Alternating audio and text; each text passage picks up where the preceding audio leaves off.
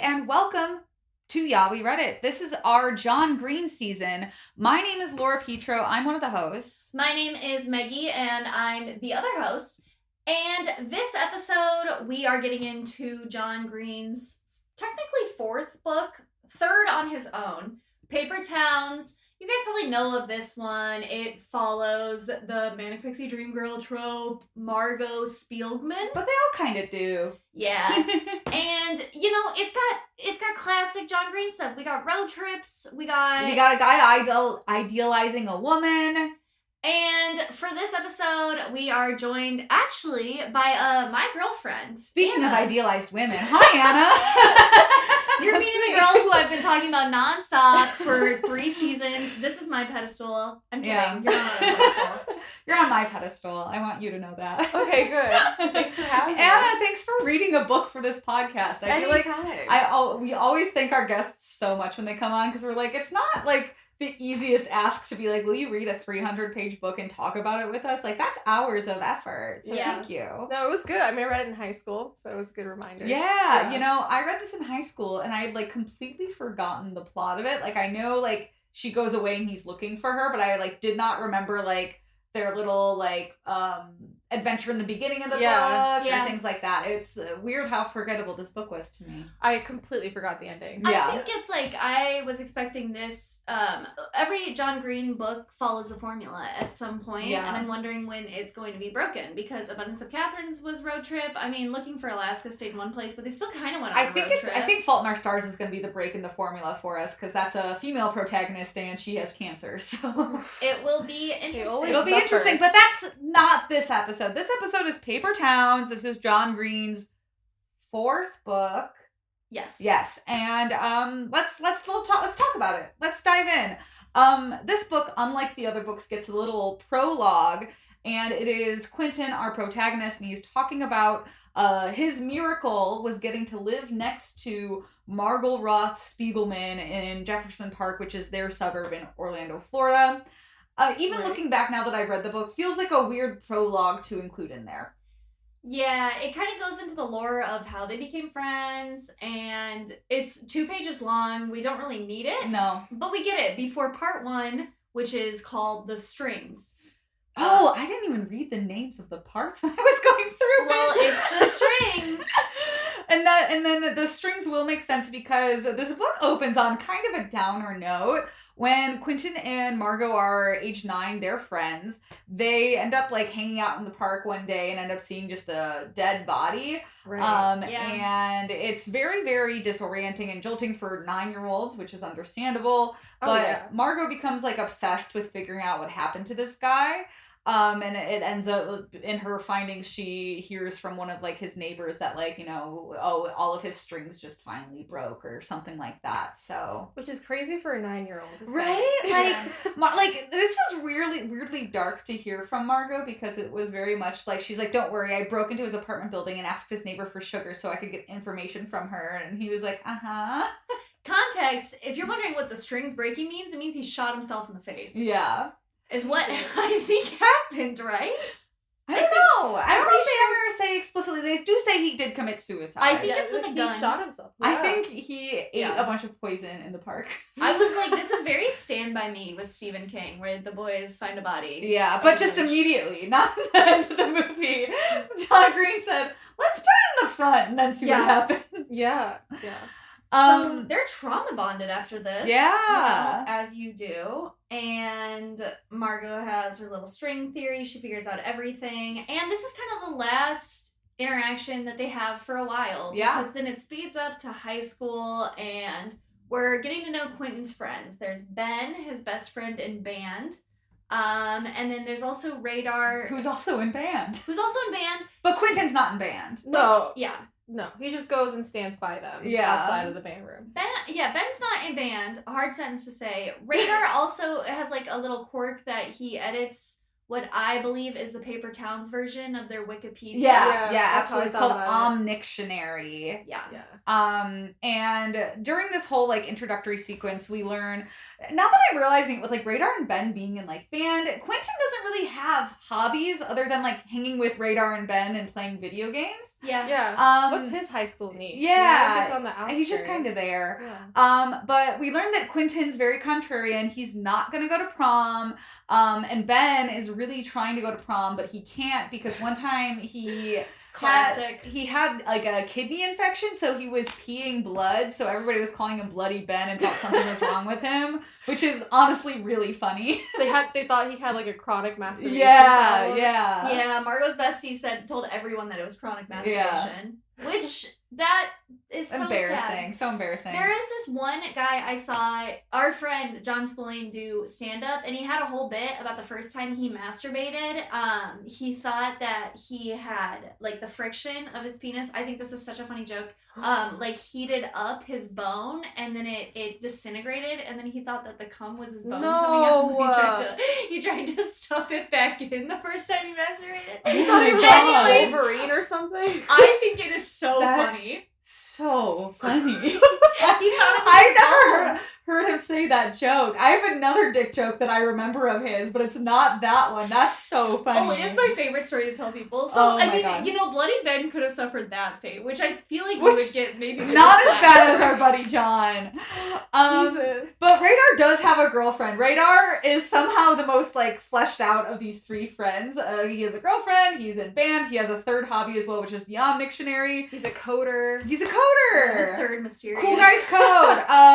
No, but he has a girlfriend named Angela who's like really cool and nice. So he's got good things going for him. Yeah. Oh, he's got great things going for him. And John Green has great things going for his gay readers because we are also introduced to Chuck, a greasy football player who comes by and immediately drops the F slur, which I actually think is a new one for him. I don't think we've gotten an F slur yet because I would have brought it up. I think we got it in Abundance of Catherine's briefly. Oh, did we mention that? Yeah, okay. I think we got it in the fight in the end of Abundance of Catherine's. But there was also so much going on in Abundance of Catherine's, I think we all blacked it out. You gotta have one. Yeah, exactly. Well, we get a lot in this book. The R word is like John Green's gold medal. The F slur is like John Green's silver medal. Silver, yeah. It's pretty interesting, too, because of the things that he drops, as we know in Abundance of Catherine's, and the things that are yet to come in this one. The only one that I could publicly find that he apologized for was using being ableist, the R slur. Oh, so, really? No homophobia, no none of the other ones? Yeah. Maybe he's just like a really big ally. I guess so. But Chuck is, that 80s guy, calls you a gay, and calls you a gay. Says fuck them gays. Did that happen in high school? Like, anybody just walk in and be like, hey, you. No. Anybody was that aggressive? I got called the F slur lovingly. Yeah. And then I internalized it. Also during this scene, while Chuck's approaching them, Quentin has a moment where he just decides to stare at Margo and her boyfriend Jace, which is short for Jason. But I did not know staring. that. Yeah. Jason? Like Jax is short for Jason on Vanderpump Rules. Yeah. Yeah. Keep up. No, I'm kidding. But at lunch this day, Angela, Radar's girlfriend, who is seldomly in the book, she comes up to Quentin and Ben and says, hey, is there something wrong with me? Why won't Radar invite me over to his house? And we learn it's because Radar's parents have the largest collection of Black Santa figurines in the world. You know what's really funny? Meg didn't know until the very end, and I told them that Radar's black. So Meg went the whole book thinking that he was black and had the Black Santa. Yeah, it was very much emphasized that he was black. For like a paragraph, they explained him being black. Yeah. It is interesting, because I do know later on there's a paragraph where John Green... Okay, this book is really interesting because unlike previous books where John Green will just unapologetically do homophobia or racism, he'll do it in these books, but then kind of come out of himself and be like, well, actually, it's really progressive because, and he did it with the Black Santa thing where they were like, we just want the collections because we want to prove Santa's not always white, which is a fine practice in theory, just weird for like a white author to make that the motif. Mm-hmm. And then also when Chuck keeps calling everyone F slurs, Quentin is like, I mean, I'm not, but like anyone who wants to be, that's fine. But I gotta emphasize that I'm not gay, and it was very weird of like being conscious that he's writing about it, and then still being like, but I gotta write about it. It's so close to getting the point. Yeah. I think there's like a sexism thing in here too, where he like tries to. He has like a guy call out like sexism or something, or maybe Q. Q called it out. Yeah. He said to Lacey, he was like, "Don't say that. That's sexist." She was like, "The cashier is gonna be a guy," and he's like, "No, don't be sexist." Yeah, the cashier can sometimes be a girl. It was like, okay, yeah, it's well-intentioned, but really missing a mark there. Really weird. So, Radar, as we know, his family, Guinness Book of World Records for this. And they're like rich, so... And they're rich. Raiders. So... Oh, yeah. And so that is the reason he does not want Angela to come over. Meanwhile, later that night, Quentin is super excited. Graduation's close. He's like really over this whole high school thing. Same. I was there too. I think I was really excited for the next chapter, and then I realized people in college are narcissists, and it's pretty crazy. I met some pretty wild people in college. They're pretty wild. Anyways, that's the T for trauma. Quentin is really excited. He's going to go to bed, and around midnight, Margo appears in his window. Uh-oh, and he makes this like notion and just has to point out that this is the first time she's shown up to his window in 9 years. And Margo's not here to romanticize anything, much like Quentin is right now. She's here to just say, hey, put on some pants. I need your help with something. Put on some pants. I'm wearing complete black face paint. Yeah. Let's go. Yeah. And Quentin's like, is this like a sex thing? No. Because why am I into it? Yeah. She says, hey, I need a driver to do 11 tasks with me tonight. And this is, I think, one of my favorite... we talk a lot about in the Abundance of Catherines that John Green wasn't a good comedy writer, and he got a lot better in this book because the fact that she's like telling Quentin, oh, we have to do these 11 tasks, and then her dad shows up in her room and is like, Margo, get back to bed. Like, why are you in Quentin's room? Okay, comedic timing. Was a really good, like, comedic timed out thing. I do think he found his stride, and I think his publisher was like, buddy, looking for Alaska was too sad. Abundance for Catherines, we did a little bit of some old comedy stuff that was weird. Yeah, that was not funny. Find the middle ground. Find the middle ground. Mainstream. And I feel like he did find some good middle ground in here. There's parts of this book that are actually, like, I was like, that's really funny. I do. I really liked the first 88 pages when we're going over the 11 tasks. She goes back to her house. She's like, let me just make my dad happy for a bit and pretend that I'm home. And then she's right back in his window like, okay, buddy, we gotta go. But Quentin has a problem. He only has the keys to his mom's minivan. Yep, but the minivan will work out just fine. And we also learned that Margo had to, like, pay her sister to sleep in her bedroom because Margo's parents have a baby monitor in her room because she sneaks out so often. The parents are the problem. Yeah. This is like that one TikTok. Did you guys see on Twitter, this woman took the door off of her daughter's bedroom and people were livid. Oh my god, I've heard of, like, parents doing that. Like, oh, you don't get privacy. And it's like, give a person privacy. That's oh my fucking god. You don't punish somebody by taking away their privacy. Yeah, that's Jesus. like, you can take away, like, their phone. Like, that's a punishment. Yeah. Video games. Jesus, or send them to their room. Let them hang out by themselves for a little bit. That's a nice punishment. That would give me so much anxiety if the door was just off the hinges. Right? Yeah. Like, Jesus. It'd be awful. And we get the feel that Margo's parents are like a little bit of this. It seems like she has a basis for escape. Oh, yeah. And she's going to do it. For her at 9 to be saying the strings broke, like, she's been through hell at that point. No, her parents suck. Yeah. Their first stop is Publix and then Walmart because they have to get the things for what Margo is calling the best night of your life to Quentin. So Margo's like, hey, you're along for this ride. She gives him a big old shopping list and they go through everything. It's things like Mountain Dew and just fish. Random things are on there. She's like baby, mommy, and daddy Vaseline. Yeah, she explains what the different sizes of Vaseline. 3 catfish, Veet, Mountain Dew, dozen tulips, water, tissues, and a can of blue spray paint with her bar mitzvah money. So she got $300. She's rolling in it. Yeah. And then at Walmart, they finish up this shopping list. And they even pretend to be cousins to the Walmart cashier because they think that would be funny. And dating. And dating. Whoa. And Quentin really leans into the dating aspect of it. Kind of steers away from the cousins part, but I know. he's getting closer. He does make a joke like, if that's the case, you're my favorite cousin. And it's like, Quentin, what if you had a hot cousin then? What are the Wait a minute, John Quentin. Green's like, I'll be funny. Here's a cousin joke. Yeah. And now Margo's gonna fill in Quentin on why they're going on this like rip-roaring night-long adventure. And the basis of it is that Jace is hooking up with her best friend Becca, and Margo's not gonna let that fly. So we find out that the first part of this is essentially to put a lock on Jace's car steering wheel so that he can't drive it. But we don't know why yet. Really smart of her to pre-plan So he all can't this. go and cheat. Yeah, well, he's already cheating at the moment, is what we learn. He's in Becca's basement having sex with her.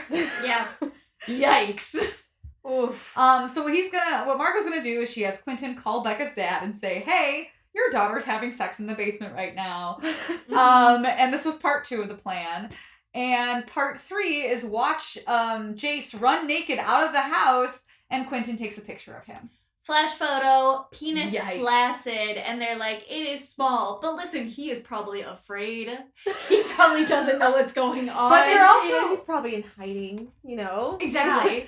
There's a lot of scientific reasons he's probably... But we gotta defend there also Jace are here, micro penises in the world. Yeah. There are.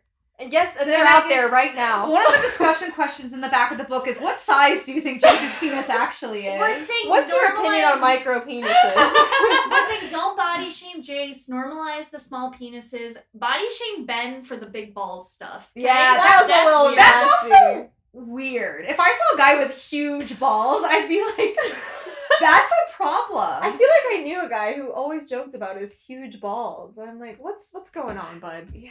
God, and like balls are so weird to begin with. Like that's the worst body part to brag about having like good of. Never got why the high school guys would be like, I like teabagged and just like laid them somewhere. And I was like, are you proud of that? And why are they long enough to lay? Is it a territory thing? I don't know. Why isn't there a term for that with girls with really big boobs who like also like put their boobs you were down? gonna say with labia. I thought so too. That's called tacoing. This is why we have explicit on our podcast. Yeah, wow. We're talking about boobs. Yeah, we're talking about books. We're talking about labia. We're talking about balls. Yep. And we're talking about not body shaming small penises. Nope. And that's exactly what Jace does. Small penis out, running legs on. He's proud. He's proud. He's sprinting. He is starting the free the nip on Instagram hashtag. Free the tip. Free the tip. Free the tip. Okay, trademark that. And Quentin feels bad in this moment. He throws Jace a shirt because he's like, let's give this guy a bone. Come on. Yeah, this is after part 4 where they There took you go. the clothes. They snuck into the basement, took the clothes. And Margo has spray painted an M and leaves behind a fish that's like, your friendship with Margo Spielman sleeps with the fishes. Right, now. and that's all. That's part 5. So now Quentin gives Jace some clothes back, and Margo's like, buddy, that's not the mission. We're not helping him. He's like, I'm an ally to And men. Quentin's like, Yeah. I'm not body shaming him for his small penis. Exactly. After this, Margo gets a little bit upset, and the reason she's upset, she kind of breaks down. She's like, I just wish he wasn't cheating, and Yeah, she didn't want it to be true.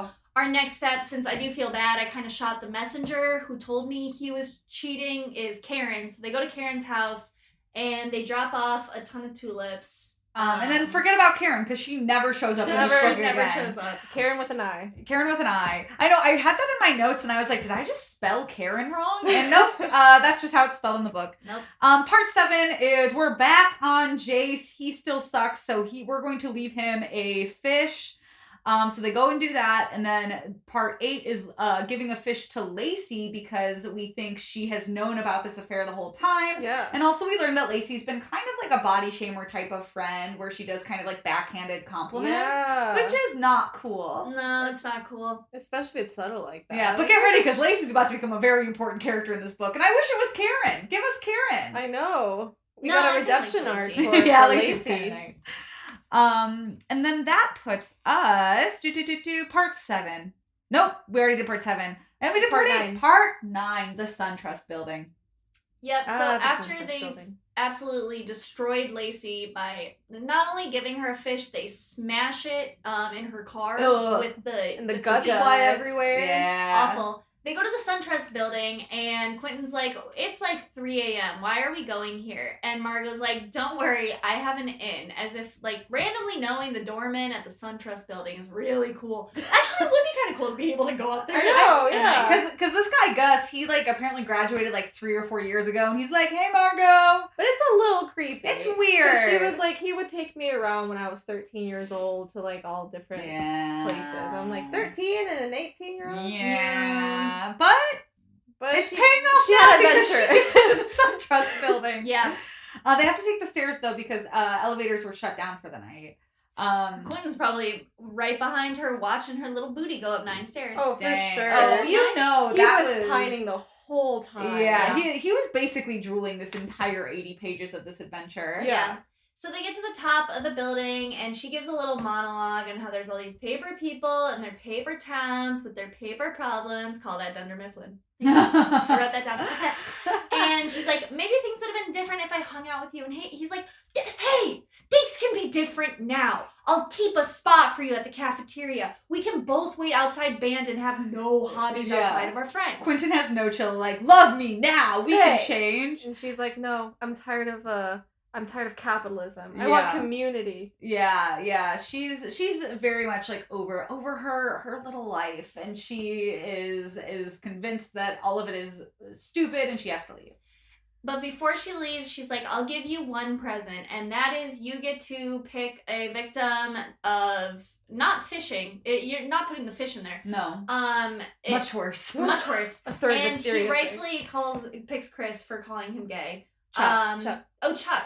Why did I write Chris? I have no idea, Maggie. That's so embarrassing. You just know him better. Yeah. I don't know. So they go to... Oh, shit. I put Chris again. So they go to Chuck's, and Margo is really confident she knows where he lives. She's like, I got this. Don't worry. They don't got it. They accidentally break into an old man's house, so they have to call up Ben, who hacks Radar, like, knows all of Radar's passwords. And Radar has a password to, like, this school database, so they get this address very quickly. That was insane. Also, like, fast. if my phone rang at 3 a.m, I wouldn't freaking hear it. Like, no. How do you wake up to that? Ben's just up all the time. Yeah. He called him, like, multiple times, but as we know, I'm always on Do Not Disturb.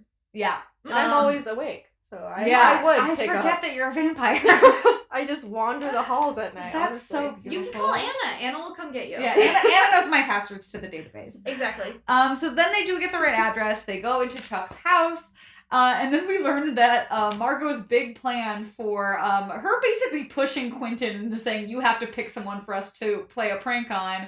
And then she literally nudges him and she's like, what about Chuck? And he goes, yeah, okay. Like, sure. So she kind of planned this whole thing. She was like, I don't have any enemies. I'm Luxembourg. Yeah, she's like, it's Chuck. We're going to go to Chuck's house. Yeah. And they put Veep on one of his eyebrows. And then they're going to put all Vaseline on all of the doors. So when they escape, it's really hard for people to track them down. Smart, honestly. Yeah. They're like, dude, if I had my eyebrows beaded off in high school, I would be in shambles. Yeah. I would be stressed as fuck. I drop out. I can't help but think about the texture of, like, gouging my hand into a scoop of Vaseline to rub on a door handle. Oh. That sounds so off-putting to me. Oh, it sounds That'd awful. be a prank on myself. I wouldn't like doing that part. Because they got a daddy Vaseline. Yeah. That's a big one. Yeah, that'll last you a decade. with But- moderation. Though Laura has aversions to Vaseline, they decide that this Vaseline moment and this successful prank of beating Chuck's eyebrows off deserves a little celebration. So they head to SeaWorld. Part 11, baby. Where they're going to break in. Margo has it all planned out. It's like, we're going to drive up to the souvenir section. There's one souvenir shop that is kind of off by itself, and there's a fence that we can climb, but we got to go through like a moat swamp. Yeah. Margo's got it all figured out. But something that's really important is when, Margo's like, here's our big grand finale. We're going to go to SeaWorld because we deserve a treat. Quentin's not happy about this. Quentin's like, that's literally illegal. You said we weren't going to do anything illegal tonight. Yeah, you got into like Dartmouth or something. Yeah, they have a big like spat here of like Quentin being like, I have driven you around all night. I'm not doing this. And she was like, no, I picked you to do this. And you picked me to come along with this. I didn't need you for this, Quentin. You agreed to do this, and this is what you get. She like kind of gaslights him and is like, I was the one helping you. Yeah, look and it's very, very funny. But hey, icon. I also like there's a few like moments like this between him and Margo that are like really, really tense and very bickery, and I like them because it's just like because she's not a perfect girl and he keeps thinking that she is. No, yeah. Yeah, he does get really won over easily into going into SeaWorld too, because she's like the dead body, and he's like, oh, you're right, we trauma bonded. Yeah. And he's right back into going. So they get to the place they get to, they go through the freaking moat. Margo gets bit by a snake. Quentin, no questions asked. He's going down. I thought she was Margo. dumb. Oh. He's gonna suck that venom right out. Oh my god, I forgot about that. And then they immediately realize it's a garden snake. I'd be so embarrassed. I'd be so embarrassed. But also, like, what if he saw it and he's like, oh, it's a garter snake, but anyway. Yeah. He's like, no, That'd get be me back worse. in there. What's interesting, though, is, like, you figure living in Florida, they have all these little creepy crawlies. You think they'd, like, check first. Like, hey, what kind of snake was it? Yeah, because how long does it take for poison to enter your body? I think it depends on the type of. It depends on the type of poison. Yeah. Because like like if you get bit by certain poison spiders, it's like you're dead in 12 hours. But like if you get by other poison spiders, it's like 3 days or something. Yeah, Also, I don't know for snakes. It's like no matter how much you like her, you guys are kind of strangers. Like you don't know each other like that, and I feel like that would make me be like, duh. Well, why do I have to? Yeah. You know, why do I have to? Why do I have to? to? I would just pat it or something. She didn't even say, get this venom out of me. He, on his own accord, said, I got this. I got it. I feel like that would be a TV moment where like he's just going for it, and I would make eye contact with the camera and be like, oh, what the 100%. What the fuck is happening? This honestly, this entire book, if this was made into like a mockumentary style TV show, would actually be really good. Oh my god, it really It would. would honestly, I think it would translate really well. So, as you might have guessed, the snake, it is not poisonous. It's not poisonous, it's a garden snake. They break into SeaWorld, and Quentin gets his big moment where they get to slow dance together. And this is really important for Quentin because he never forgot when Margo denied him the right to the foxtrot in 6th grade. Yeah. And then told everybody else not to dance with him too. Yeah. And this was after they had to buy off the security guard who busted them immediately when they walked through the doors. He was like, all right, get on out of here. He's like, you're hot. But focusing on the dancing. They get to dance when they hear some little jazzy music come on. And then they're on the drive back. They go get some like dish towels from 7-Eleven. Mm-hmm. And, Margo's being Margo again. It's like, wow, I'm really going to miss doing these types of things with you, Q, and like hanging out with ya. Yeah. Gaslighter extraordinaire, because the last time they hung out was like, what do you mean? 7 years ago? Yeah. Very mysterious. I was like, this girl's gonna die. Yeah. I was like, oh, she's on her way out. Yeah. And that is the end of part 1. This book is in parts, much like Looking for Alaska, but Looking for Alaska was obviously in 2 parts. This book is 3 parts. Yep. So part 2 is Quentin waking up after his little 30 minutes of sleep after his big night with Margo. Yep, part 2, the grass. He's foggy for school, but he is very excited to see Margo. He doesn't see her right away. Despite the fact that she told him multiple times, like, yeah. Just completely went over his head. Yeah, like. She's coming back. I know Margo. Right. Oh, he sure does. He does. She isn't at school, though. He's like, maybe she probably slept in. I'm just going to go to lunch. And at lunch, he's like really tired. He's like, Ben, can I go sleep in your car for a little bit? And he relays the night to Ben, because as we know, he called Ben in the middle of the night. So Ben's kind of like, hey, catch me up, buddy. What is going on? Yeah. The next day, he also notices her car isn't in her driveway at all, which is bad news. Bad news for everyone, because it means that her friends are going to get kind of like vicious with their pranks at school. Yeah. The popular people are mad because obviously someone has played pranks on so many of them. They've already seen Chuck without his eyebrows. So now they're just like wreaking havoc on all of like the band kids, essentially. Like they're squirting piss guns at people. Which is insane. Who? How? Who was like, pee in this cup? And Thanks so much. Like and now I'm gonna pour it into the can. Well, they also keep saying that it's animal pee, but then they're like, they don't know. But then they say they don't know. Yeah. And then they're like ruining people's bikes, and it's bad. So Q is gonna be Mr. Robin Hood, the hero. He's gonna email Jace from a fake email, and he's list of demands. He's blackmailing him. He's gonna do it to him. Yeah, and Jace is immediately like, "Shut up, Quentin. I know it's you. What the fuck? That do is you so want?" embarrassing. That's so embarrassing. But he used the words colleague and members of your clan. Right? Who sounds like that? Nerd. Yeah, he was like when people who are communists are like, my brother in arms, comrade. Yeah. Whenever they called him comrade. Yeah. That is him. So, I knew people like that, honestly. Equally devastating was the attachment of the penis photo. Equally Jace just devastating. being like what? So Jace is like, I will get Chuck to issue an apology to everyone and give $200, which is much more important than I love that he slipped that in. Yeah, they have to pay for all the bikes that they broke, and they broke like multiple bikes. So I was like, where are they getting this money? But never afford it. He's never rich. Explained. Quentin is on the come up. I mean, he's winning. He's putting people in place until Ben sleeps over the next day, and we get trouble in paradise. There's a detective that shows up with Margo's parents, and the detective is like, "Hey, buddy, do you know where Margo is?" And Margo's parents, like, don't listen to the conversation of the detective being like, "Hey, let's talk about what's going on." Yeah. Her parents, on the other hand, are going to be like, "Man, she's so annoying. She always does this. This is so embarrassing. She can just stay out there for all we care." Like, she always leaves her little freaking clues anytime she runs away." And they also are like, "Thank God she's gone. We already changed the locks." Yeah, they're like, They "She's hate 18 her. now, so bye." Oh my God. So the cop's like, "Yeesh," and he asks Quentin if he can just kind of talk one-on-one with him, and he's like, "Hey, like, can you tell me a little bit more about like what happened?" And Quentin's like, "I don't know," like, and Quentin does kind of fill him in immediately on like everything they did. And Quentin does learn, very importantly, that Margo will often leave clues for her parents about like where she's going, which makes him think that she wants to be found. And coincidentally, when he goes upstairs to his bedroom, he sees a Woody Guthrie poster on the back of her shades in her bedroom, which faces his bedroom, and he's like, "Wow, this clue is for me. This is meant for me. Yeah. This is for me." He's like, "It's a clue. He's staring at me. She wants me to find her. This is a romance movie now." Yep. So he enlists Ben and Radar, who never ask questions, apparently, because they really will They just do it. They'll do anything They're Quentin needs in down. this book.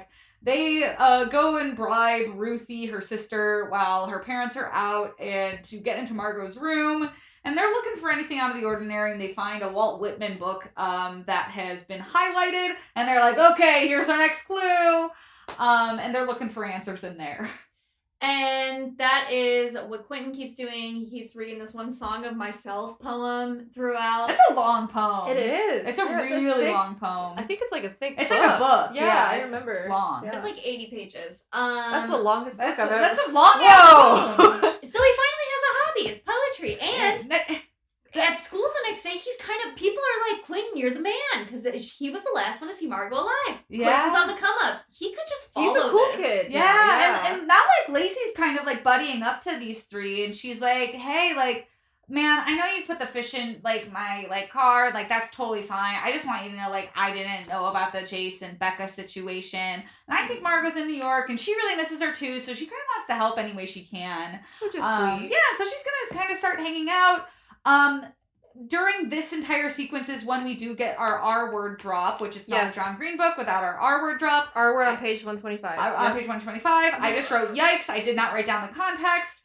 It was Ben saying, "Oh, I know," because there was a clue in the poetry book about door hinges or something. Yes. And then he was Yeah. "I bet you have to take apart a door hinge, and then a note will be in there." So and that's what they're gonna do. They go back to Margo's house, and her parents aren't home, and they go and take off her door. Yeah. They unscrew the locks from the door, but there is nothing there. This metaphysical, like, metaphor that they were like, this'll do it. There's nothing there. So But Ben the door. Ben and Radar here, like, they can't pick a side. I feel like they teeter between, like, "Quentin, you gotta stop thinking about her," to, like, "You gotta go find her in New York," because, like, they just are immediately like, "Well, Lacey said she's probably there, so just go." Yeah. And it's just like, okay, guys, pick a side. They anytime Q would come up with a clue, they'd be like, "Okay, I'm done. Okay, Yeah. again. Let's do it Again.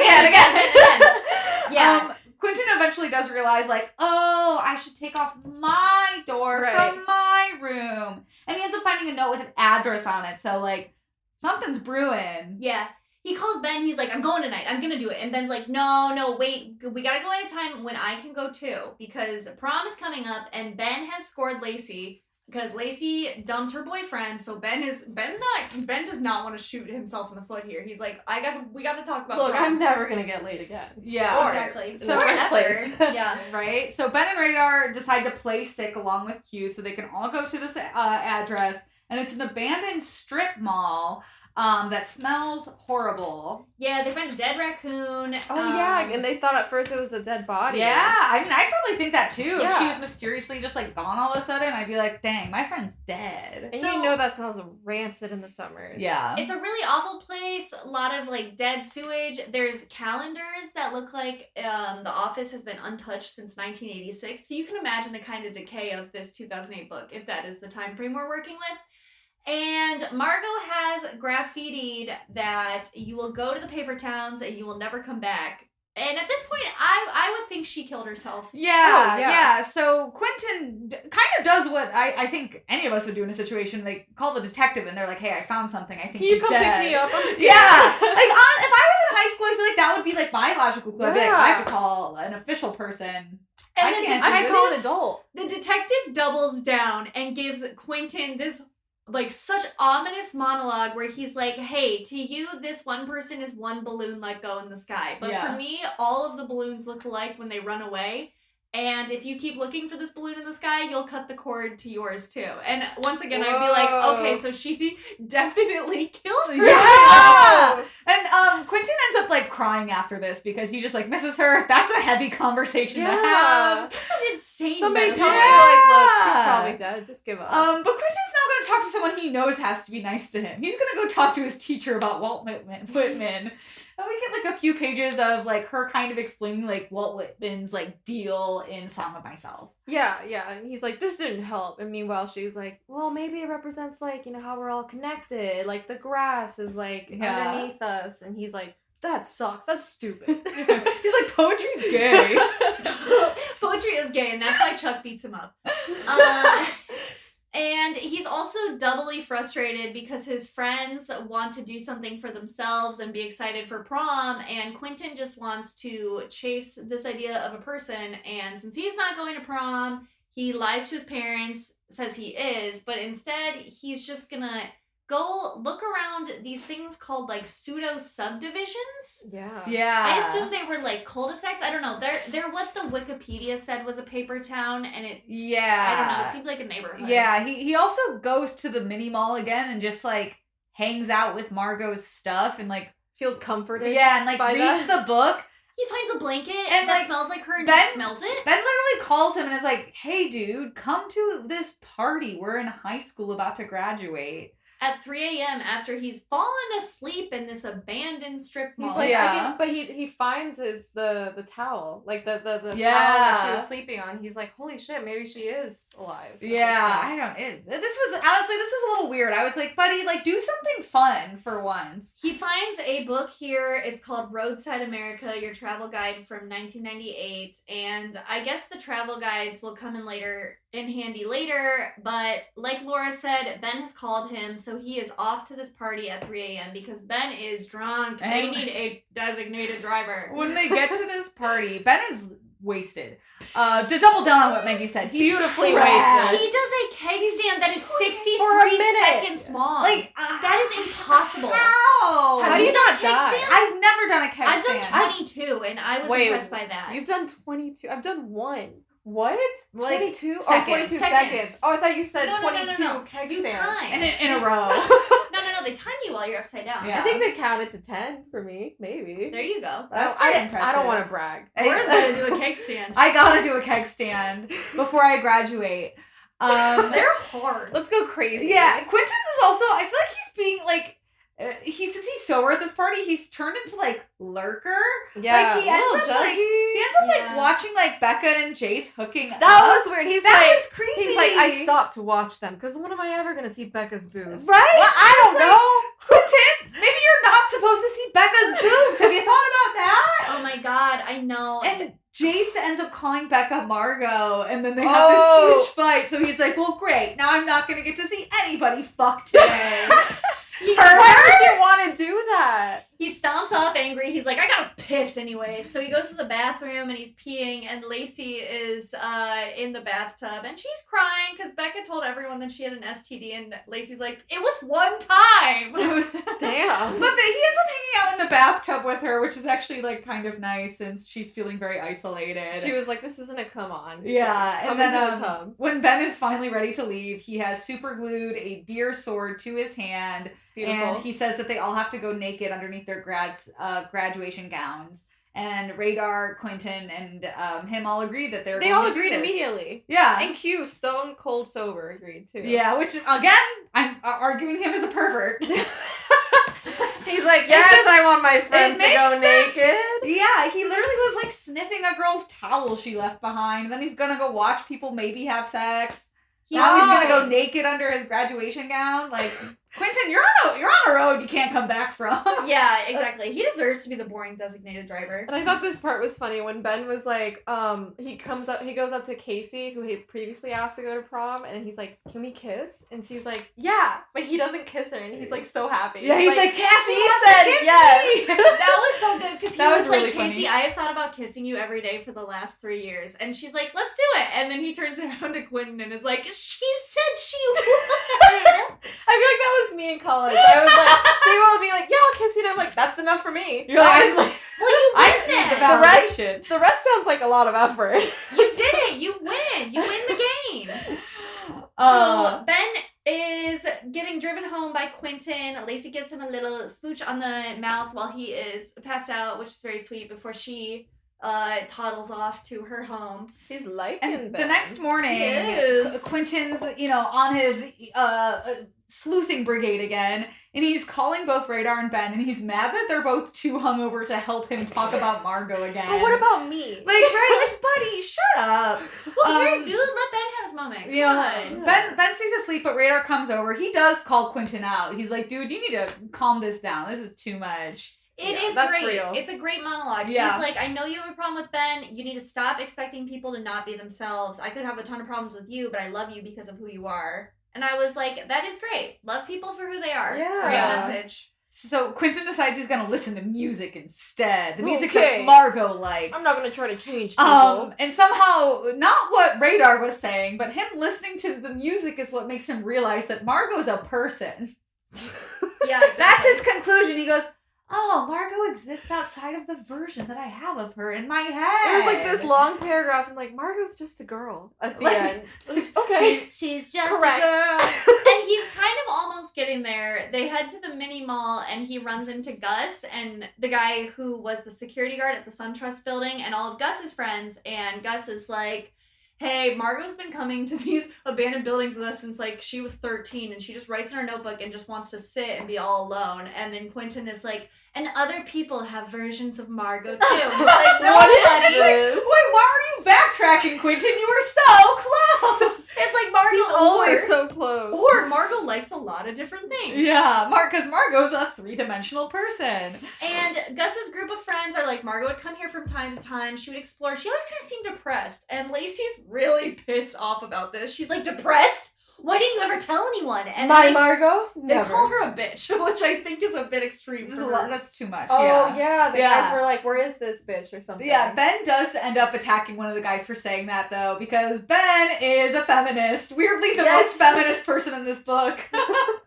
I love He has that. the biggest balls. He has the Yeah. biggest Actually, no, I balls. think maybe Radar might be the biggest feminist, and then Ben. Quentin is last. Oh, We dead need last. Colin Singleton to write up a graph for the likelihood of the bigger balls, the more feminist ally. Oh my god. I will say, also by this point in the book, Ben has stopped saying his catchphrase of honey bunny, and I'm really relieved, that was 'cause so yikes. That was so ick. That was so cringe. And he hated called that. the freshmen fresh honeys. Ugh. No. Yeah. Oh Yeah. my God, Yeah. that- It sounds like the guys who would call people like jailbait. Yeah. In Yeah. in high school.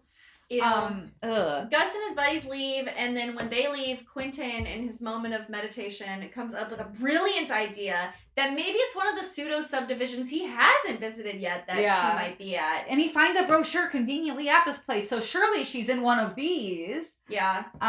So yeah, he starts driving to them, and now he gets called again from doing his like little Margo hunt to be like, hey, come to a party instead, be a kid. Please, It's for the really love of important. God. Radar's parents are going out of town because you might not have guessed it. They're not the first world large collector of Black Santas, but the guy who has the biggest collection Died. He just died. And they're gonna go aneurysm. Yeah, they're gonna go buy it off of him.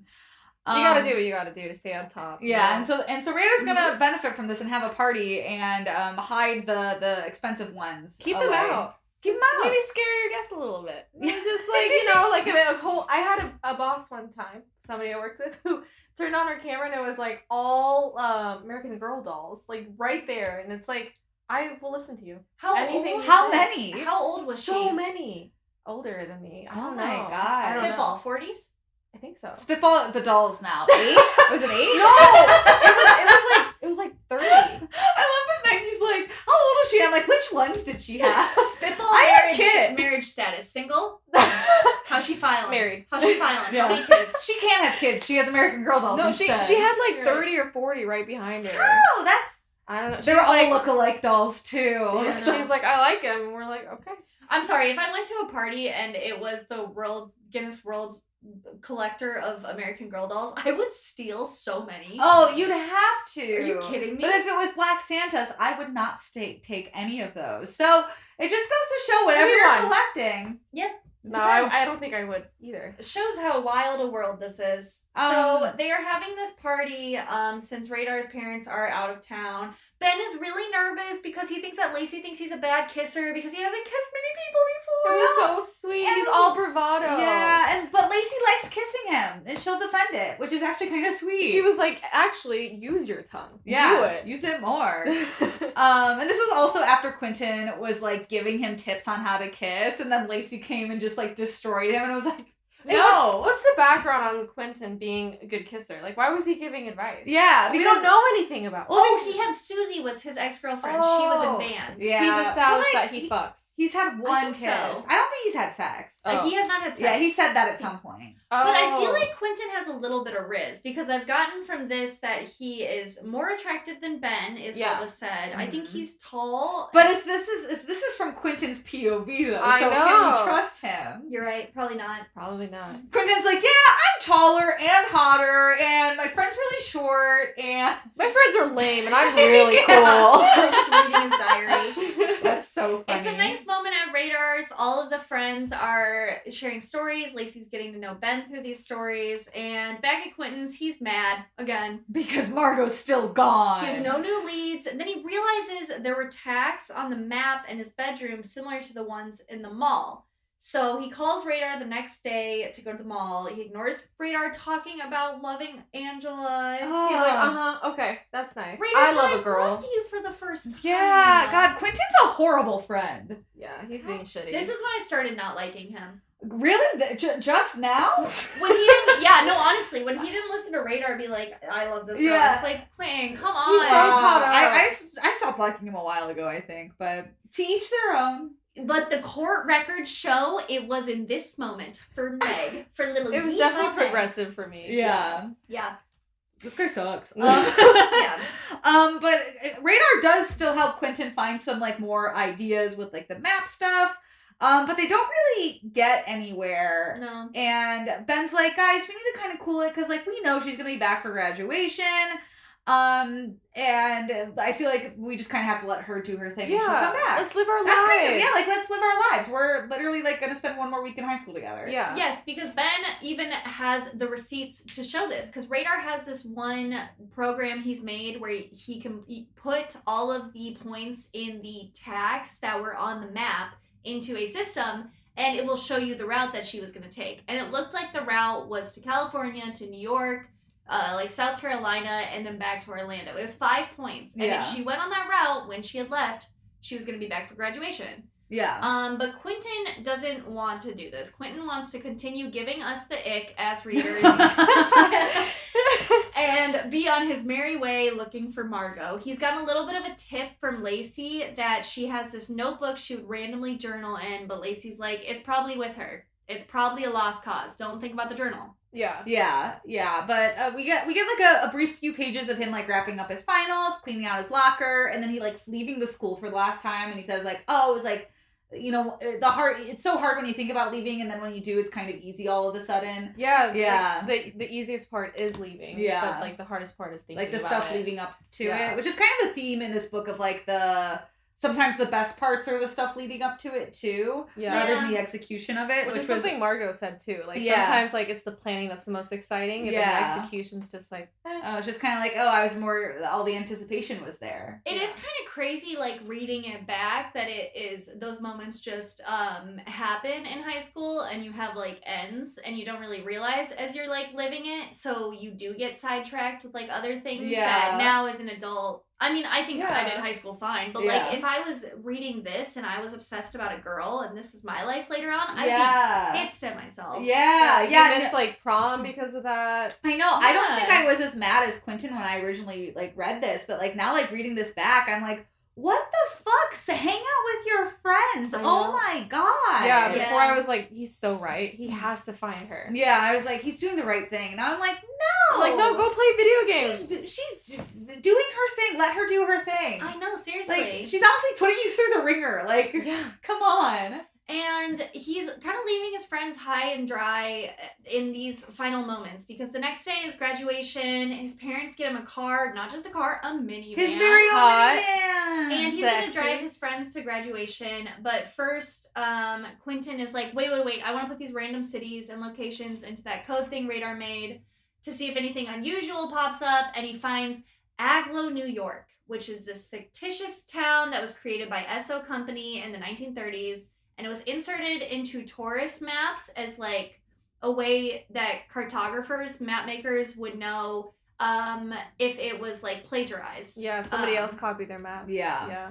And this is what he wants to do instead. He wants to go to Algo, New York. Yeah, because Margo's left a note saying like the population until this date at this time will be one person. Oh yeah. On a dictionary. So Quentin's gonna bail on graduation, which is insane to me. His friends are like, you at least have to come, dude. Your parents are here. You gotta walk for like 5 minutes. And he's like, no, I will do it. This whole thing? Yeah, so he just like goes to his parents and is like, I can't walk today, bye. And then all of a sudden his friends agree too, which I'm just like, which is insane. I literally wrote in my notes, I was like, he almost misses his graduation. Nope, he missed it. He missed it. Like, he also is delusional enough to think he can drive 23 hours by himself, which is why the friends come. Like, I also would be like, dude, I'm not letting you put yourself in harm's way. Now I have to miss my graduation. Honestly, I would just take his keys and throw them away. You don't get to have the privilege now. His parents were like in shock. Imagine, they literally told him right before this, like, we're so glad to be your parents. And then he's like, I'm not going to graduation. Yeah, Quentin's parents are so nice to him, and he takes them for granted so much. They're both therapists. Yeah. I feel like it's kind of crazy. I mean, I don't think Margo intentionally did this, but I feel like Margo is trying to recreate herself with him, and a lot of recreating herself is just a lot of casual cruelty. Yeah. It's just a lot of inconsideration. Yeah. She's passing on her pain to him. So this starts part 3. They get in this car. They got all of Radar's leftover beer from his party, which is 212 Wait, what beers. is the name of part 3 called? The Vessel. The Vessel. See, I didn't read any of these, so I'm learning something new as I'm going through this episode. Strings, part 1 made sense. The strings, they're all getting unattached. I get it. She's depressed. She wants to sleep. Vessel's weird. The grass, I was like, maybe we're all interconnected, because now Quentin's making friends, and they're branching out. What the fuck is the Vessel? I don't know. That was weird. I was like, is something getting transported? Like, I don't know. The alien? Like, it sounded like weird. Extraterrestrial. But Radar, we find out immediately as this part starts, he is bailed on losing his virginity to his girlfriend whom he loves to go hang out with his friends in a car for 20-something hours. Bruh, like a horny teenager being like, nah, I don't want to have sex. No, I gotta go help my friend Q. To help your friend Who doesn't even listen to me. Who, for this girl he hasn't talked to in 9 years. Like, what? That's incredible. I love all my friends so much, but like if either of you came to me and you're like, hey, would you miss out on this important life moment to go hang out with someone I knew 9 years ago? They might not be there. I'd be like, Yeah. no! Yeah, on what, a 19-hour drive to a city that doesn't exist? I'd be like, buy a flight. Yeah. You have an emergency credit card somewhere. Know. Why couldn't Seriously. they buy a flight? I don't know. Jesus. And this section is split up into hours. The first hour, thank God they have resident mom Lacey there because she has $35 in cash and a BP card so they can get gas and food. Otherwise, they would have been totally fucked. She was like, you guys are boys. You don't know about this stuff, but I have a list of things we should do. Yeah. No, she like plans out their like first like 6-minute stop of like, here's everything we need to buy, here's what we're doing, and here's what we're doing it with. They calculate they have to go 72 miles per hour, which is the speed limit's 55. They're going fucking fast. Which if I they did want to not get there know by that noon. in Florida. That's crazy. Yeah. That's so slow. They said Georgia, your home state, is like It's 70. 65, They're- 70. 70, yeah. all rules are off. No, I they guess said so. no rules. And boy, do I feel for Ben because it's the first hour and they can't make a pit stop until hour 3 and he has to pee. Same. I said Laura and And I boy, are does he small pee. bladder baddies. Yeah, Meggie and I would not make it far on this trip. Like, we'd stop every, like, hour or Oh two. my god, I can go like 4 or 5 hours without peeing. Anna's insane. That's so Sometimes weird. I will not see her pee in a day. It's like, Anna, do you It's drink actually a water? myth. My bodily functions are just a myth, you know? It's You're like- crazy. You know, like, some girls, like, don't poop? Like, I don't do anything. That's literally me. Don't even think about me breathing. Blinking, couldn't fathom it. I don't know her. Blinker, I barely know her. So Ben gets pretty far into this, but they do have to pour out a thing of beer because they have 212 bottles. And he fills up one whole bottle of beer and he needs to get another one. He's like, nasty. toss me another. And then they just throw it out the window. Yikes. Yeah, it's a lot. The what's interesting is this driving sequence. It's like multiple pages, but nothing like Nope. happens. They They Georgia. play this weird They game. played the Gigolo game, which was like offensive. Like that guy's a gigolo. Is that the name? I think. Yeah. That guy's a gigolo or something. Yeah, the game just consists of them racially profiling, Yeah. stereotyping people on the road based on what they think their life would and be. Radar does call out Quentin for that. So Oh my god! And Quentin's like, oh yeah. And Quentin's like, yeah, you're right. Like what we say about other people is a reflection on us. Nice. Anyway, and then he like completely misses the point. And then later in the trip, Ben has to remind Quentin that he's still idealizing Margo, and I'm like, then Ben, why are you on this trip? You're enabling him. Yeah. Yeah, They literally are. it's insane. They get to Georgia. Georgia reminds Ben of Florida. I said, Anna, are you gonna take that? Because I'm from Georgia. I get it because North Florida has like, I've been to so many stores there and there's like Confederate flags. Yeah. But it's like Florida's so flat, and I guess the bottom half of Georgia's flat too. So So you're I okay with them kinda- defending or saying Florida and Georgia I are don't the think she's same. defending it. I think she's understanding where their logic is. Yeah. Yeah. I don't- guess so. That's fair. He can say that. Whatever.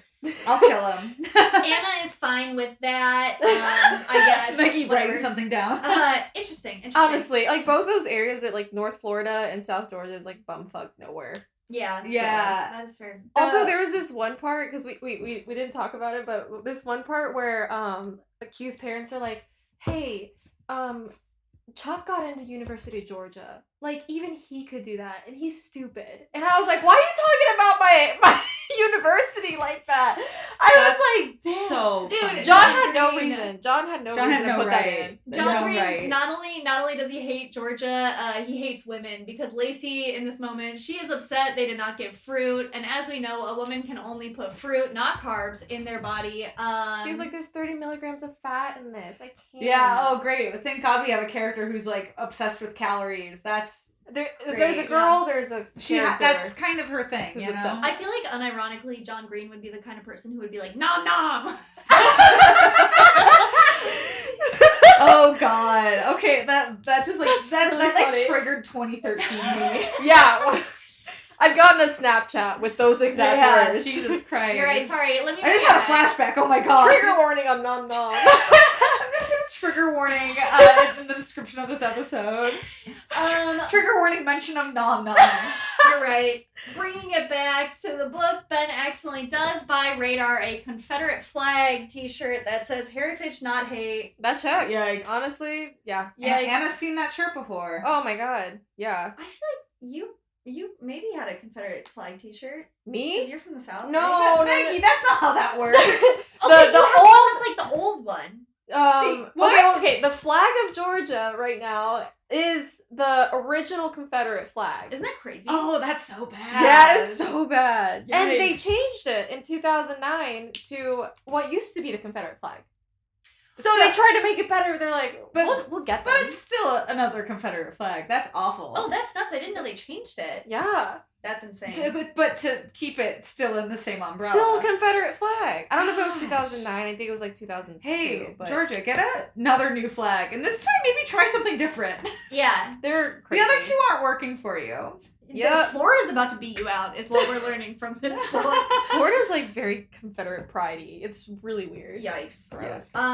So while they're doing this, they're now taking shifts driving because they're getting Mhm. kind of late into driving.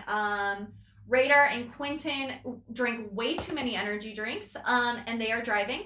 Ben and Lacey are sleeping. I could not do the energy drinks thing. I tried doing Adderall and driving all the way to Colorado, and I was having an anxiety attack, and that's exactly what is happening here. So you're saying we should do that for our drive to Chicago Think to Georgia? about it. We would die. I would literally pass out. It's awful.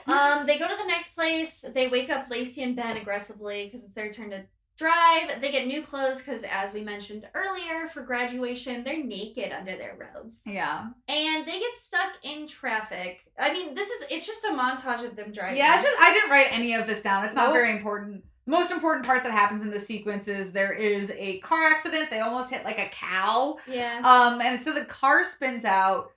I thought originally like the car, like things shattered, but no, just like the beer bottles started to shatter and one Yeah. like slices Quentin. Yeah. I Um, thought he was done for. Right? Me too. And how do they keep driving after I don't that? know. They decide the car is fine and it's like, y'all should at least go like talk to someone or call AAA. Yeah. But nope, they keep driving. Quentin finally goes to sleep, and then when he wakes up, they've like finally made it to the exit of Aglow. That's kind of the TLDR there. Yeah, they were like 542 miles away when they swerved from the cow, and then then it was like, fine. Whatever, we'll keep going. It was fine. I would have called it off. So they get to this barn. They find Margo inside, and Margo's hunched over her notebook. She's got a brand new haircut that is listed as bad. Yeah. And she's like not even addressing that they've shown up. She goes, "Oh, give me a second. I have to finish writing this thing." You Yeah, walked into my hold. office. You're interrupting. Yeah, I'm working. And also, I was like, holy shit, they found her. I thought she was dead. Yeah. I literally, when you guys were like, oh, we're reading Paper Towns, I told people, I'm like, I know how it ends. It does. Like, confidently. That's so funny. So it was genuinely like- shocking. I was like, what? You're like, wait a minute, what? Yeah. So yeah, they find her. She's not dead. And in That's fact, a death fake out. a death fake out. In Death fake fact, she's kind of a bitch. Yeah. She makes fun of Lacey for hooking up with Ben, which would really suck. And Lacey's like, we came all this way to find you. And Radar is like, you were nicer in your clues. Your clues Yeah. were nicer. Yeah, And and then Lacey tells Margo off, and then Quentin and Margo start to argue, and Margo's like, basically accusing him of wanting to save her, not like help her. Yeah. And they're yelling at each other. And they end up kind of calming down. The other three like kind of dissipate, so Quentin and Margo can have their moment. Yeah, and Yeah. then Lacey like calls Margo to have a conversation, even Yeah. though she's right outside. So he does admit in this moment, which I think we've talked about previously, that this is the John Green being aware of the Manic Pixie Dream Girl thing. Because Yeah. Quentin does say that he's upset that she's not living up to the image of her in his head, and she is like, I just want to live how I want to live. Yeah. You're not even mad at me. You're mad at this idea of me that you had. Yeah, because he didn't know her. In my head. Yeah, but then Margo also kind of flips this because she says, like, there's a version of Quentin that she has in her head, and she talks about her notebook, and she wrote a story about these two kids who have these adventures and, you know, about the dead body they found, and he was the hero in her story. Yeah. He ended up dying in her story, but she ends up saying the reason that she left these clues was not because she wanted to be found, was because she wanted Quentin to have something to get him out of his, like, two-dimensional rut that she feels like he's in. Which is like, dang. Yeah. Sucks. That's I know. harsh. There's that, and then she also, when explaining this idealized version of him in her head that he wrote about, she was like, he kept being like, you could have been friends with me this whole time. And she's like, no, I just back home, I thought people were either scared like you or vapid like Lacey. Yeah, and she also says that she kind of leaned into the paper girl that everybody thought she was. Yeah. She was like, I leaned into everybody's ideals of me. She, like, leans into being, like, Yeah, objectified by, exactly. like, people. That's And crazy. I kind of expected, okay, well, if this is the conversation they're having where she's aware that she is a manic pixie dream girl, she's on a pedestal, she kind of likes being on a pedestal, maybe this is her big moment of realization. But no, it seems like actually instead they're flirting. Yeah. And I kind of didn't want that, but they're I flirting. know, it felt out of place. It felt weird, because she does tell him that she's not going to go back. She calls her parents and says she's fine. And they end up just like kind of like talk flirting until they fall asleep. Yeah. It's weird. Yeah. And based on what tension? Yeah. Because they had never Because they known haven't each talked other. in 9 years. Yeah. So it's like, unless the tension has just suddenly been debriefed on like their ideals of each other. Yeah. But again, it felt very out of place to me. Especially because they're two different people. He keeps being like, are you thinking of college? And she's like, well, Emily Dickinson says forevers are comprised of nows. And it's just, I mean, you're two different people. It's fine. Yeah. So after they fall asleep, Margo has called her parents from Q's phone. Mhm. She has set up calling her sister every week. Not gonna Yeah. call her mom. She said, fuck out the way when you Dunzo. see me. They wake up the next morning and they dig their graves of their like idealized versions, and she buries her notebook. I thought that was sweet. I kind of like that. Yeah, no, John Green is good at writing endings of books, you know? I will say the Yeah. ending felt out of place from the rest of the book, but it like read really well. He was just playing around. Before. Yeah. And I mean, it is a teenager. Like, he's supposed It to be is. annoying, too. Yeah. And also, we're dramatic. And boy, was he. I'm saying we as in I'm co-opting teenager now at 30. Yeah. So they dig these little graves. They say goodbye to their past selves. They start monologuing about something. You know, our generation was really plagued. I wrote this down. Was speaking like two manic pixie dream girls, saying the grass is interconnected again. Oh, yeah, and then they didn't know the cracks in each other, and now Yeah. they do. Yeah, like the vessels being like, you know, we're all like without cracks, but it's only with the cracks we can see each other and through Mhm. for each other. And he's like, oh, metaphors have like implications. Like, He's like, metaphors mean things. yeah, Whoa. you thought, you know, we were strings that broke, but I thought that we were grass and we're all connected. Yeah. We were just vessels. I feel like we always talk about how the manic pixie dream girl destroyed guys' ideas of girls, but we never talk about the effect it had on women in the fact that we would do the crazy things and lean into them. Like, I got in a huge fight with my college boyfriend, and I got out of his car and I stormed aggressively to the graveyard, and I kept giving him life and death monologues to try to find me. Like Margo, literally, I was in the throes Oh, yeah, you of were like reading this. leaving notes Yeah. or something? And boy, did he fucking hate it. He did not find it cute. He was like, can we fast forward through all of this? Like, He doesn't get it. Like, girls in college were like the FBI. We can like track you down no matter what. You left it so clear. For Listen, him. like, yeah, the boys were gonna be obsessed and put the girls on the pedestals, and that was wrong. But why don't we talk about the cringe shit that women did? I think we need to talk about that because too. we let each John other do Green that. should write more cringe women. So true. But somehow, like, this ends up, they end up kissing, which, again, weird, because, Yeah. like, there's, Twice. with what tension? And they kind of have this moment of a crossroads where Margo invites him to come to New York, and he's like, no, you should come back, and they realize that they're just different people. And right. then they kind of realize they have to say goodbye to each other. So they do agree to write each other. Which is nice. He would have thought she was dead. Yeah, no, but after that becomes my favorite line in this book, where they talk about they're saying these things and they don't know, and they're saying these things to make them feel better. We'll write each other. Yes. And it's, I'm gonna read it because it's good. Yeah. It's really, really love quick. that. So he says, I'll see you then, and I'll write in the meantime, I say. Yes, she says, without turning around, her voice thick.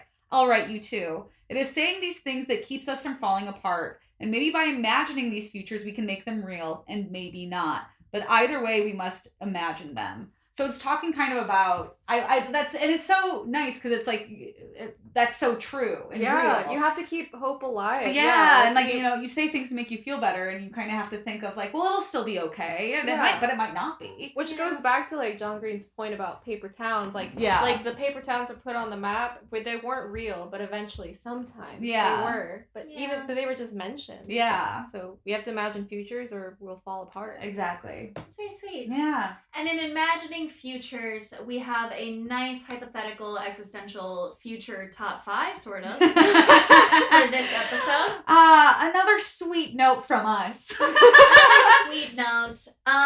This book is a lot of Margo, it seems, trying to figure herself out and where she might go, where she might be headed after Algo, if it's New York City, where it is. So we were thinking for the top 5 for this episode, we would do top 5 career choices or life paths that Margo might take after just hanging out in this barn in Algo. Just ideas, suggestions. I'll take this number 5 because I know I contributed this one to the list. I think a very realistic life path for Margo will be she'll run out of money in a month or two and immediately go back to Florida. New York's expensive. It is even expensive. by like whenever this book was written standards, and she does not have a job. She's 18. Her bat mitzvah money cannot go that far. No, absolutely not. For number 4, this one I kind of thought it would be great if she had it. But this one, she has 3 kids and she realizes it's okay to not be contrarian. You know? Like, hey, you hate the paper towns as a high schooler. It makes a lot of sense. You want to rebel against the system, but maybe you'll have kids and figure out that happiness takes on many forms. And also, maybe living in a subdivision isn't the end of the world, Margo. Think about that. Yeah, God. Yeah. You can find a fun paper town. And then number 3 is that she stays at Algo. Is that how you say it? Algo or Aljo? Aljo? I don't know. I kept thinking algae. Because I think I was doing that too. Yeah, but she stays and she becomes the mayor of the Algo town. Permanently populated at 1. Kind of Love beautiful. She's like, I want a little power structure here. And number 2, this one was also Anna's idea. She joins an art commune. She just does it. God, and she's so brave for that. And I could definitely see that. I feel like I've heard stories of apartments where like 8 people live in a 2-bedroom, and then you get these are videos on YouTube, and you get a tour of like how they managed to all live together. I feel like she would do that. She'd be great. Oh my God, no! We knew our friend Arlo. He lived in like a kind of like an artist house where it's like everyone just like had like. Oh, he did. Yeah, and it was like $300 a month, and it was just like a huge like warehouse type space that people lived in. And he was very much like, yeah, you kind of get sick of it, and I was like, yeah, I could see that. I could 100% see that. But yeah, I could see Margo doing that too. And number 1, this was kind of started as Anna's idea, and then Meggie and I forked it, and then we decided that's the whole idea. Yeah. We think in New York she will have a love triangle with Nick Cannon's character from Drumline and Miles Teller's character from Whiplash. They're there. I don't think Drumline takes place in New York, but now it does. It could. Anything's possible. It's kind of beautiful when you think about it. And that's going to bring us to our canceled character of the week. Ooh. And this is where we pitch our character that we would like to cancel from this book as our worst character of this book. I love this. Anna, as our guest, you came in hot saying you had an idea. So who is your canceled character? Oh, I mean, I just immediately thought of Q because he was when he was playing that game, the Gigolo one. Yeah, which guy's a Gigolo? Yeah, he was just saying weird stuff. And, weird stuff. That's fair. And yeah, so he said a lot of weird things. That's a great contender. Yeah. As we were going through this book, I started to think of canceling Gus, the security guard, because he seemed kind of predatory. Yes, on the 13-year-old Margo. Just kind of weird of like, oh, we all used to hang out, and that happened multiple times, both in like the kind of Margo talking about him and then him talking about Margo later. So that was a little creepy to me. Gave me a little icky feeling. Yeah, it doesn't sound right. Yeah. That's true. None of the 18-year-old friends I had at 13 were good. I feel like I would cancel Margo's parents. I think they started this whole thing. I think that they are not giving her proper care. I mean, listen, Quentin's parents as therapists, like, analyzing. What is that? Annihilating. Annihilating. Analyzing the whole situation. I was just like, this is exhausting. But I think they make a lot of points. I think that they're not helping her at all. No. Get her in therapy. Oh yeah, neglectful, narcissistic. Literally, she saw a dead body at 9. Clearly, she's traumatized. She's got trauma. God, this is hard. Those are all such good canceled characters. I would say the parents. I'll concede to the parents. Okay. Yeah. For her to be saying boys, you know what I'm saying? Boys will be boys. I'm kidding. Don't do that. I'm not editing this out because no, that's bad. No, bad. Yeah. Okay, then Margo's parents are the canceled character of this week. Interesting. Fun. Are you okay with that? I am. I've won. Do you concur? I concur. Concur? And this is gonna be our Paper Towns episode this week. Anna, do you want our lovely followers to follow you anywhere? I'm a very private person. Anna's like, you can't follow me anywhere. Anna was super excited but really stressed about this episode. She thought it was the same as Laura and I performing comedy around town. Yeah, and really, we were like, talking. we're just talking about a book we all read. And honestly, yeah, that was really and fun. you had fun? I have a Twitter account. Yeah! I Really sometimes funny on Twitter. post on. Thanks. Say the Twitter account. It's Anna, ANA, _, FT, like featuring, _ Paula, like Paula Abdul. Okay, that's it. That was so good! Paula. Anna featuring Paula. She did it. And we'll be interacting and liking Anna's tweets and retweeting every single one at our own Twitter. Gotta make him, no pressure. Our Twitter is only Anna's content. Just co-opted for ours. You can find us at our joint Twitter now with Anna. Yeah, we read it. We are Actually, also- I'll be handling your Twitter. Honestly, from now good. on. We need some help with We Twitter. do. And honestly, I have drafts. You just post them. That'd be great. Sweet, I You can gotta do that. it. TikTok, we're also Yeah, we read it. We don't do much there, but we hang Yeah, out. we go through phases. We go through phases. Instagram, Meggie _ Laura. And then what else? Email us, MeggieandLauraPresent@gmail.com. We would love to hear from you. I'll email you. Thank you. Okay. Anna's doing it. Why aren't you? Yeah. Gosh, if Anna can do it, anyone can do it. Like Anna's such a trailblazer in that way. Exactly. I'm doing it right now. And so just typing up an email. And that's gonna be it for this episode. Oh, also like rate and review us if you want to. I feel like we kind of stopped saying that at the end of episodes, but like that's still on the table. Oh, please do. I'm moving out of town, but I'll try to hit up the Apple Store on Michigan Avenue. Give us ratings. Love it. And we'll be back next week with Fault in Our Stars. Fault in Our Stars is next week with Sweet. another fancy fun friend of ours as a guest. So thank you all for listening, and we'll see you then. Bye. Okay, thank you. Wow. You did it. That How's was it so feel? fun.